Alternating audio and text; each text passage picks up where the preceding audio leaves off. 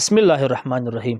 سامعین مکرم، آپ نے ٹی وی ٹاک شوز اور اپنے جرنلسٹ بھائی اور اپنے پاس ارد گرد رہنے والے اپنے لبرلز اور سیکولرز احباب سے یہ ضرور سنا ہوگا کہ پاکستان کوئی نظریہ نہیں رکھتا ہے۔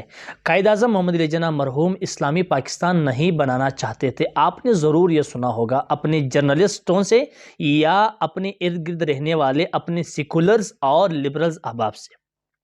دراصل اس کے پیچھے مغرب کا ایجنڈا ہے۔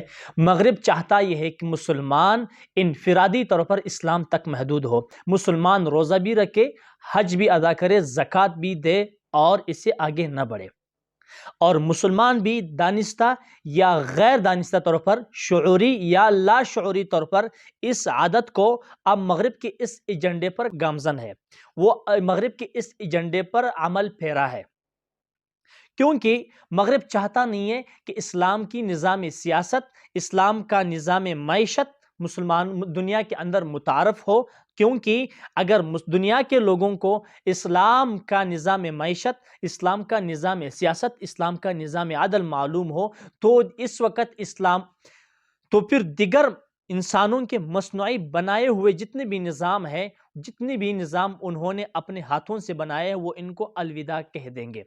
اگر دنیا کے اندر اسلامی نظام معیشت، اسلامی نظام سیاست، اسلامی نظام معاشرت اور اسلامی نظام عدل متعارف ہو تو پھر دنیا کے اندر دیگر آرٹیفیشل اور مصنوعی نظاموں کا جنازہ نکل جائے گا۔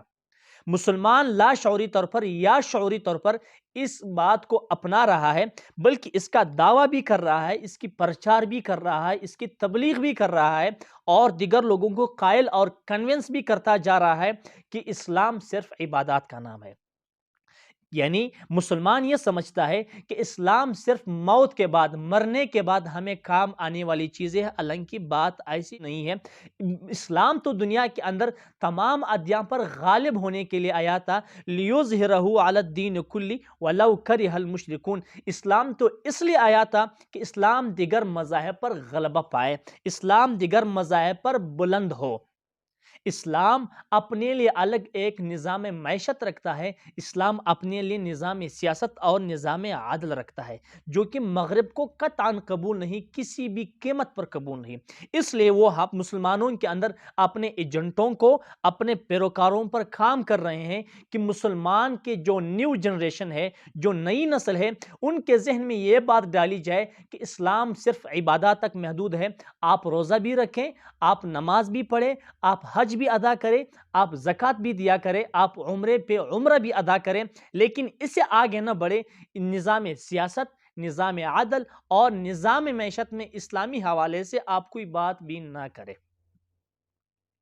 سامعین مکرم، مسلمان جو کہ اسلام کے بارے میں ان کے لیے حکم ہے، یا ایھا الذین آمنوا ادخلوا فی السلم کافہ، کہ اسلام کے اندر مکمل داخل ہو جاؤ۔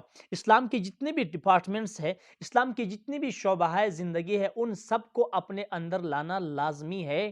ایک مسلمان کے لیے یہ فرض ہے، ایک مسلمان پر لازم ہے کہ وہ اسلام کو من وعن قبول کرے اور مکمل طور پر اسلام کے اندر داخل ہو۔ اسلام کے اندر نظام معیشت ہے، اسلام کے اندر نظام عدل ہے، اسلام کے اندر نظام سیاست ہے، جو کہ مغرب کو قطعاً قبول نہیں۔ شاید یہی وجہ ہے کہ پاکستان کے اندر دینی جماعتیں ہر وقت ہار جاتی ہیں، وہ ووٹ نہیں جیت سکتی، وہ اقتدار پر براجمان نہیں ہو سکتی، کیونکہ اس وقت پوری دنیا، ان کی لگام اس وقت مغرب کے ہاتھوں میں ہے۔ مغرب قطعاً نہیں چاہتا کہ اسلامائزیشن اور وہ لوگ جو اسلامی ذہنیت رکھنے والے ہیں، جو اسلام چاہتے ہیں، جو شریعت کے خواہاں ہیں، وہ آگے نہ بڑھے۔ مغرب کو اگر چڑ ہے تو اسلامی نظام معیشت سے ہے، کیونکہ اگر دنیا کے اندر اسلامی نظام معیشت متعارف ہو تو ان کا جو سودی لین دین ہے اس کا جنازہ نکل جائے گا۔ اگر دنیا کے اندر اسلامی نظام عدل متعارف ہو تو ان کا جو نظام عدل ہے تو پھر اس کا کوئی پوچھے گا بھی نہیں۔ اسلام کے اندر السارق والسارقۃ فاقطعوا ایدیہما، ہاتھ کاٹنے کا، چور کے ہاتھ کاٹنے کا حکم ہے، جو کہ مغرب کو قطعاً قبول نہیں۔ مغرب کو آپ علیہ الصلوۃ والسلام صرف ایک تذکرے کے لیے وہ تو ایکسیپٹ کرتے ہیں کہ آپ علیہ الصلوۃ والسلام بہت خوش اخلاق، بہت نرم مزاج ان شخصیت تھے۔ اس سے آگے بڑھ کر وہ ایک جہادی، ایک سیاسی لیڈر بھی تھے۔ مغرب کو یہ بات قطعاً قبول نہیں۔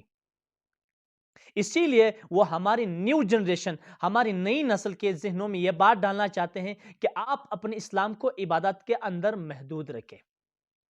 کیا ہم بھول گئے حضرت ربعی بن عامر رضی اللہ عنہ کی اس حدیث کو، اس مکالمے کو، جب وہ ایرانی کمانڈر ان چیف رستم کے دربار میں جاتا ہے، وہاں جاتا ہے، وہ ان سے پوچھتا ہے کہ آپ کیسے آئے ہو، آپ کا کیسے یہاں آنا ہوا؟ حضرت ربعی بن عامر رضی اللہ عنہ جو کہ ایک غیر مشہور صحابی ہیں، انہوں نے جو جواب دیا، کیا ہم اس کو بھول گئے؟ کیا ہم اس مکالمے کو بھول بیٹھے؟ حضرت ربعی بن عامر رضی اللہ عنہ نے ان کے آنکھوں میں آنکھیں ڈال کر کہا، اللہ ابتعثنا، اللہ نے ہم کو بھیجا ہے، ہم خود نہیں آئے ہیں۔ لنخرج من شاء من عبادت العباد الى عبادت اللہ رب العباد ومن ضیق الدنیا الى سعتها ومن جور الادیان الى عدل الاسلام۔ حضرت ربعی ابن عامر رضی اللہ عنہ نے فرمایا، بادشاہ سلامت، اللہ نے ہم کو بھیجا ہے، ہم اس لیے دنیا میں آئے ہیں کہ لوگوں کو، بندوں کی بندگی سے نکال کر اللہ رب ذوالجلال، رب واحد کے بندگی کے سامنے لا کھڑا کر دے۔ یہ ہماری ذمہ داری ہے۔ اور دنیا فراخی کے باوجود، وسعت کے باوجود ان پر تنگ کر دی گئی ہے۔ ہم چاہتے یہ ہیں کہ انسانیت کو اس دلدل سے نکال کر، دنیا کی تنگی سے نکال کر، دنیا کے فراخی اور ان کی وسعت کی طرف لائے۔ یہی ہماری ذمہ داری ہے اور یہی ہماری ڈیوٹی ہے۔ اللہ نے ہمیں اسی لیے بھیجا ہے۔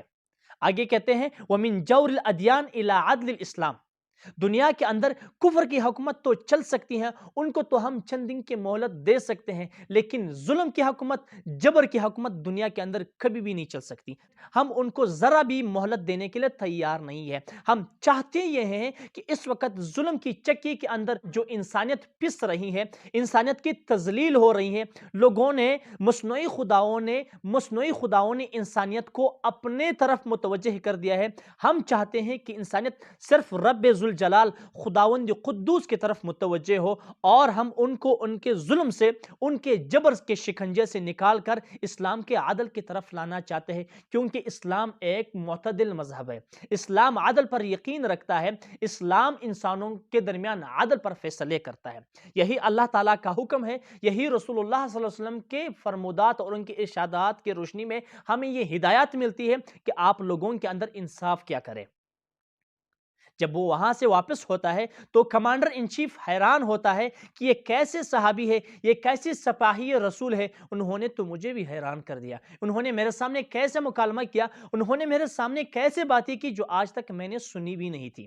انہوں نے بھی اس کو ششدر کر رکھ دیا، انہوں نے بھی اس کو حیران کر رکھ دیا۔ وہ بھی اسے سرپرائز ہوا، اسے حیران ہوا، اسے تعجب میں پڑ گیا کہ مجھے اب کرنا کیا چاہیے۔ انہوں نے اپنی کمیٹی کو، اپنے کیبنٹ کو بلایا، اس پر بحث کا مطالبہ کیا کہ آپ اس پر بحث کریں، اس پر آپ ڈسکس کریں کہ ہمیں آخر کرنا کیا چاہیے۔ محمد کے سپاہی، اللہ کے یہ غلام ہم سے چاہتے کیا ہے؟ سامعین مکرم، اسلام ایک مکمل ضابطہ حیات ہے۔ الیوم اکملت لکم دینکم واتممت علیکم نعمتی ورضیت لکم الاسلام دینا۔ کیا ہم یہ بھول گئے؟ حجۃ الوداع کے موقع پر اللہ جل شانہ نے جب یہ آیت نازل فرمائی، اس کا مطلب یہ ہے کہ اسلام مکمل بلکہ اکمل ضابطہ حیات ہے۔ اسلام کے اندر پیدائش سے لے کر قبر تک جتنی بھی ہماری زندگی ہے، اس میں جتنی بھی موڑ آتے ہیں، جتنی بھی ہمیں مشکلات آتی ہیں، اس میں جتنی بھی ہمارے شعبہ زندگی سے تعلق رکھنے والے ہمارے ہر وقت اس میں ہماری رہنمائی موجود ہے۔ اللہ جل شانہ نے اور آپ علیہ الصلوۃ والسلام نے ہمارے لیے ہر موڑ پر، ہمارے لیے ہر شعبہ زندگی میں ہمارے لیے ہدایت، ہمیں احکام دیے ہیں، ہماری رہنمائی فرمائی ہے۔ اس پر چل کر ہی ہم کامیاب ہو سکتے ہیں۔ اغیار کے طریقوں پر چل کر ہم کبھی بھی کامیاب نہیں ہو سکیں گے۔ ہمارے مسلمان بھائی جو مغرب کے پرچار کر رہے ہیں، جو مغرب کی اس بات کی تبلیغ کر رہے ہیں، انہیں ایک دن منہ کی کھانی پڑے گی، اور ان کو کھانی پڑ رہی ہے۔ آج دنیا کے اندر اگر مسلمان مغلوب ہے تو اس کی وجہ یہ قطعا نہیں ہے کہ دنیا کے اندر مساجد کم پڑ گئی، اس کی وجہ قطعا یہ نہیں ہے کہ دینی مدارس کم ہو گئے یا دینی مدارس کے فضلاء کم ہو گئے، اس کی وجہ قطعا یہ نہیں ہے۔ دنیا کے اندر اب بھی متقی، پرہیزگار، خشیت خداوندی رکھنے والے لوگ اب بھی موجود ہیں۔ ہر سال سینکڑوں کی تعداد میں مدارس دینیہ سے فضلاء اور ان کے پاس آؤٹ وہ مدارس پیدا کر رہے ہیں۔ ہر سال مدارس سے سینکڑوں کی تعداد میں، ہزاروں کی تعداد میں حفاظ کرام فارغ التحصیل ہو رہے ہیں۔ اس کے باوجود بھی مسلمان تنزل کا شکار ہے، مسلمان اوپر کے بجائے نیچے کو آ رہا ہے۔ اس کی وجہ کیا ہے؟ تبلیغی جماعت بھی اپنا کام کر رہی ہیں، بیرون ملک اور اندرون ملک اپنے جماعتیں بیچتی ہیں، لیکن اس کے باوجود بھی مسلمان بحیثیت مسلمان ترقی نہیں کر پا رہا۔ اس کی بڑی وجہ یہ نہیں ہے کہ دنیا کے اندر متقی اور پرہیزگار لوگ کم پڑ گئے یا لوگوں نے دین کی دعوت دینا چھوڑ دی، یہ وجہ نہیں ہے۔ اس کی بڑی وجہ ہے کہ ہمارا نظام عدل، ہمارا نظام سیاست ان لوگوں کے ہاتھ میں ہے جو اسلامی نظام کے خواہاں نہیں ہے۔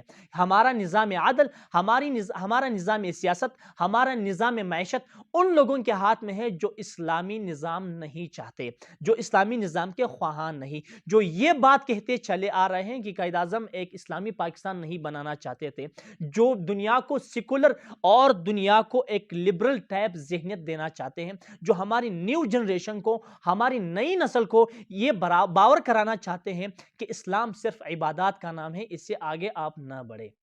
سامعین مکرم، ہمیں غور کرنا ہوگا، ہمیں اس بات پر سر جوڑ کر اس کا جائزہ لینا ہوگا کہ ہم پیچھے جا رہے ہیں۔ اس کی بڑی وجہ یہ ہے کہ ہم اسلامی نظام، اسلامی تعلیمات سے پیچھے ہٹ رہے ہیں۔ اسلام مکمل ضابطۂ حیات ہے۔ کیپٹلزم نے، جو کہ امریکہ سرمایہ دارانہ نظام، مغرب کے ایک اصطلاح ہے، ان کا ایک نظام ہے، ایک سسٹم ہے۔ شروع میں تو انہوں نے معیشت اکانومی کے لیے بنایا تھا، لیکن بعد میں ایک نظام کی شکل اختیار کر گیا۔ انہوں نے لوگوں کی ذہنیت پر اتنا کام کیا کہ ہمارے مسلمان بھی ان سے مرعوب ہو کر متاثر ہو چکے ہیں۔ ان متاثر مسلمانوں کے ذہنوں پر کام کرنے کا وقت آ پہنچا ہے۔ مغرب کو منہ توڑ جواب دینے کا وقت آ پہنچا ہے۔